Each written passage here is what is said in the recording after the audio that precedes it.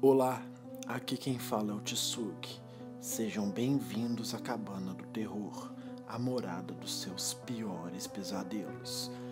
No vídeo de hoje, vamos mergulhar em uma horripilante história de um ser que assombra muitos cemitérios e matas pelo Brasil. Trata-se da lenda do corpo seco, uma criatura que retorna à vida após ser recusada pelo céu e pelo inferno, e vaga pela terra em busca de inocentes para continuar seu legado de perversidades. Mas antes de começar o vídeo, peço a todos que deixem o like para ajudar no reconhecimento e também na divulgação do canal. E caso desejem receber ou acompanhar mais vídeos como esse, não deixem de se inscrever e ativar o sininho. Quem nunca ouviu o famoso ditado popular: quem bate na mãe, fica com a mão seca? Muitas vezes esse ditado é usado como forma de educar os mais jovens a respeitar a mãe. Mas poucas pessoas sabem a história macabra que há por trás dessa simples frase. Então, a partir de agora, vamos explorar todos os detalhes que envolvem a mística criatura conhecida como corpo seco. O corpo seco em algumas localidades é conhecido como unhudo, devido ao grande tamanho de suas unhas. A origem desse ser pode também variar de acordo com a região, dando origem a algumas versões distintas. A versão mais conhecida e difundida da lenda diz que o corpo seco era um indivíduo que em vida maltratava e agredia a mãe. Após esse indivíduo perder a vida, sua alma é rejeitada por Deus e até mesmo pelo diabo, devido a todas as atrocidades que ele cometeu contra a mãe. Sem um local para descansar pela eternidade, a alma retorna até onde o indivíduo foi enterrado. Então aquele ser, já todo deteriorado, deixa sua cova e começa a vagar, principalmente em locais onde há muitas árvores secas, pois ele se mistura entre os galhos e troncos e se camufla, sendo dificilmente notado. Quando alguém passa próximo a essas árvores onde ele se esconde, o corpo seco ataca. Ele abraça fortemente suas vítimas até esmagá-las por completo. Em uma variação da lenda mais comum no interior do estado de São Paulo, o corpo seco tem um comportamento semelhante ao dos vampiros, e ao atacar suas vítimas, ele é capaz de sugá-las totalmente. Caso o corpo seco fique um longo período de tempo sem se alimentar, ele se torna uma árvore seca. Em outra versão da lenda, o corpo seco era um fazendeiro muito egoísta e avarento, que cultivava várias frutas e vegetais em sua propriedade. Mas em uma época de estiagem, vários vizinhos começaram a passar fome, e esse fazendeiro negou a ajudá-los, colhendo e estocando todos os frutos de sua terra. Durante a discussão com os vizinhos, o fazendeiro teria tido um infarto e não resistido. Imbuído de ódio, o fazendeiro volta na forma desse ser maligno para proteger suas terras de invasores, atacando qualquer um que as adentre.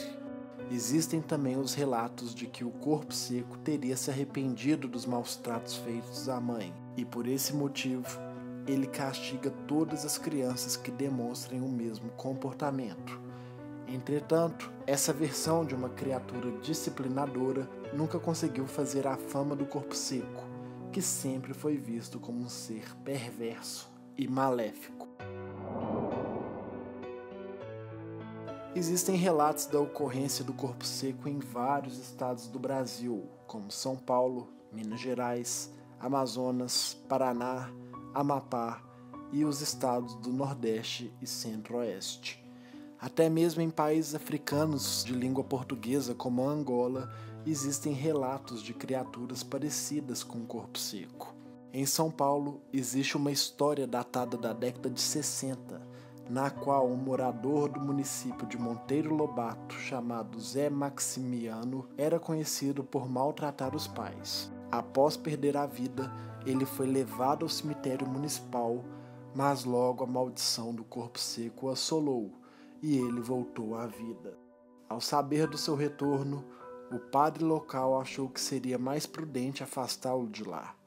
Então ele orientou Pedro Vicente, amigo de Zé Maximiano, a capturar a criatura dentro de um balaio e levá-lo até uma distante gruta que ficava do lado oposto a um rio. O padre acreditava que Zé Maximiano não conseguiria atravessar a correnteza do rio, então, uma vez preso na gruta, o corpo seco não poderia fazer mal a ninguém.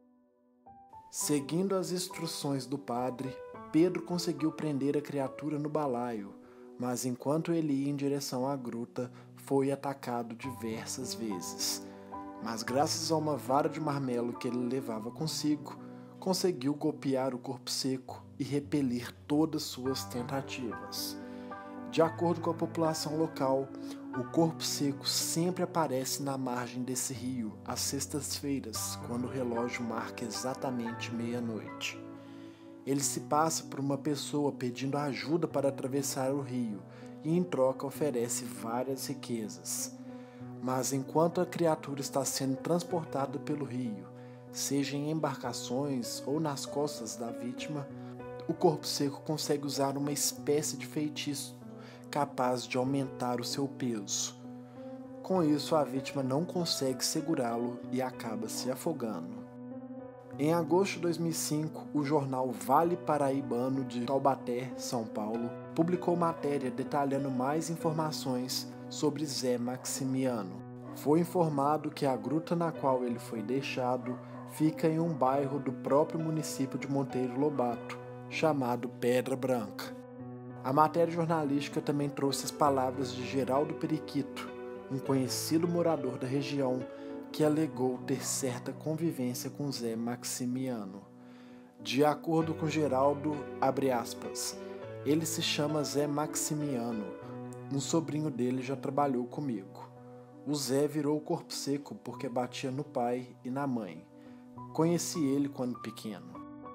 Outro relato famoso sobre o corpo seco ocorreu em Ituiutaba, Minas Gerais. No município há uma famosa história sobre um indivíduo que também era conhecido em vida por maltratar a mãe. Dizem que após seu enterro no cemitério municipal, ele ficou na cova apenas algumas poucas horas, mas após isso, ele foi repelido pela terra várias e várias vezes. Sem saber como lidar com aquela incomum ocorrência, ele foi capturado por bombeiros e levado a uma caverna presente em uma serra ao sul da cidade, que ficou conhecida popularmente como Serra do Corpo Seco. Diz a lenda que à noite, quem passa pela estrada próxima à serra consegue ouvir os gritos e lamentações da criatura ecoando de dentro dessa caverna. Em Ituiutaba, atualmente, o corpo seco é considerado um patrimônio cultural da cidade. Ainda em Minas Gerais, mas agora no município de Pouso Alegre, no início do século XX havia uma família muito rica e próspera. Um dos 7 filhos dessa família era bastante boêmio e sempre arrumava confusão nas noitadas. Frequentemente ele chegava em casa muito alterado e acabava também brigando com seus familiares. Certa vez, a briga com a mãe tomou proporções tão absurdas que ele chegou a jogá-la no chão e usá-la como se fosse um animal de montaria. Tempos depois, ele contraiu uma doença incurável na boemia e começou a perder muito peso. Sua magreza excessiva fez com que todos os amigos da boemia começassem a discriminá-lo devido ao seu aspecto, e isso fez entrar em uma depressão profunda. Ele ficou totalmente recluso no casarão da família até os 33 anos de idade, quando não resistiu mais à doença. Após ser enterrado no cemitério de Pouso Alegre, alguns populares afirmaram que ele voltou à vida na forma de corpo seco e começou a assombrar as fazendas da redondeza. Quando ele tinha essas discussões com a mãe, ele enfrentava a mãe. As coisas raras naquela época, né? E aí surgiu a ideia de que ele batia na mãe, que ele cavalgava na mãe. De acordo com registros, existe uma forma de acabar com a maldição do corpo seco e a alma finalmente conseguir descansar. Acredita-se que se o corpo seco for capturado e levado até a cidade de Aparecida, interior de São Paulo, ele enfim pode ser purificado e seu reinado de crueldades é cessado. De toda forma, Honrar pai e mãe é um dos mandamentos da lei de Deus. Se você não o cumprir, pode até passar a vida toda ilesa, mas jamais vai conseguir escapar da maldição do corpo seco. Com isso chegamos ao final de mais um vídeo.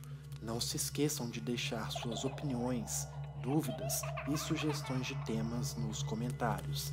Com certeza nos reuniremos novamente no próximo vídeo, pois vocês podem até adentrar a cabana do terror, mas jamais conseguirão sair.